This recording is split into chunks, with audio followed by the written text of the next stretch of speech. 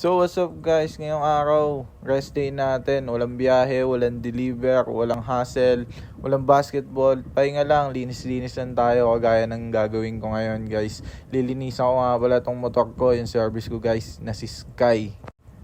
So yun guys, Sky yung pangalan niya kasi obvious naman sa kulay, di ba? Wala lang, share ko lang sa inyo. Bigyan ko na din kayo ng trivia guys about dito sa motor ko. Nabili ko nga pala ito noong December 2022. So bali mag-iisang taon na din pala sa akin to guys. Paunti-unti ko lang siya ina-upgrade guys, pero malayo-layo na din sa dati niya itsura. Honda Dreambox nga pala tong motor ko guys, at 1998 pa yung model niya. So limited edition lang to guys, yung ganitong Dreambox. At ang malupit pa sa motor na to guys, sa Palawan pa nang galing to. Way back 2000.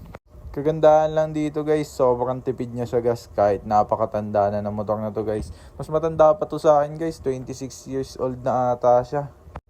Or 23, basta mas matanda pa to sa akin guys kasi 1998 model siya. So ibig sabihin madami na din talagang pinagdaanan tong motor na to. Hindi pa ako buhay sa mundo, pinangsiservice na talaga siya.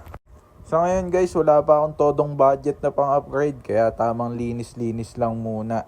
Basta laging malinis guys, panigurado, maganda din tingnan. Isa pa sa nakakatuwa sa motor na to guys, ilan lang talaga yung may gantong Dreambox sa South. Pagkakaalam ko talaga, limited edition lang yung nilabas na motor na ganito. Kaya swerte pa din ako na nagkaroon ako ng ganitong motor. Imagine guys, 26 years old na yung motor na yun, pero ang kisig pa din tingnan, di ba? Kaya shoutout sa may mga Honda Dreambox 1998 model dyan. Ingatan nyo at pagandahin pa natin itong mga ganitong model ng motor. Yun lang. Pew!